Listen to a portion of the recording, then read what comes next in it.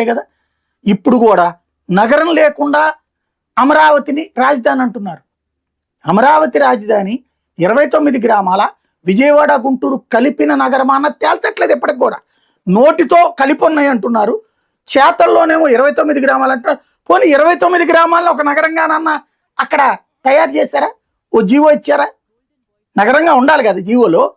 ఇప్పుడు మొన్ననే హైదరాబాద్లో అవుట్స్కట్స్లో ఉన్నటువంటి కొన్ని గ్రామాలని కలిపారండి, కలిపితే జీవో ఇచ్చారు కదా. అట్లాగే ఇప్పుడు విజయవాడ గుంటూరులో కూడా అవుట్స్కట్స్లో ఉన్నటువంటి కొన్ని పంచాయతీలు తీసుకొచ్చి కలిపారు వీటిట్లలో. మరి వాటిని అప్పుడు నగరం అన్నారు కదా కలిపినప్పుడు. అప్పుడు వాటికి ఊరు పేరు విజయవాడ అని వచ్చినట్టే కదా. ఇప్పుడు అమరావతి ఊరు పేరు అమరావతి ఊరుకుంది, ఇక్కడెక్కడ ఉంది అని అడుగుతున్నా నేను. అంటే సార్ ఇప్పుడు మనం ఒక కంపెనీ పెట్టినప్పుడు ఒక పేరు మనం రిజిస్ట్రేషన్ చేయించుకుంటాం.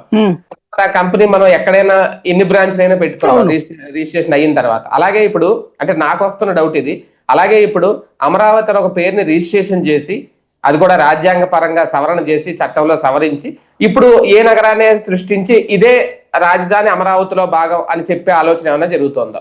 అట్లయినా చేయొచ్చు, అప్పుడైనా ఇప్పుడు నగరాన్ని అనౌన్స్ చేయండి. నేను అనేది అదే, నగరం తయారు చేసిన తర్వాత రాజధాని అవుద్దా, తయారైన నగరాన్ని రాజధానిగా మారుస్తారు? ఎవడైనా తయారైన నగరాన్ని రాజధాని అంటారు, పోనీ నగరాన్ని తయారు చేస్తున్నాం అంటున్నారు. ఇదిగో ఇప్పుడు నిన్నెవడు తయారు చేయమంటలేదు కదా, అవన్నీ జరిగిపోతూ ఉంటాయి. ఊరు ఇదిరా నాయన, ఈ ఊళ్ళన్నీ కలిపితే ఇది ఒక ఊరు అని చెప్పాలి కదా అంటున్నా నేను. ఇప్పుడు వెలగపూడి పంచాయతీనేనండి, మంగళగిరి మున్సిపాలిటీనేనండి, తెనాలి మున్సిపాలిటీనేనండి, విజయవాడ కార్పొరేషన్ అండి, గుంటూరు కార్పొరేషన్ అండి.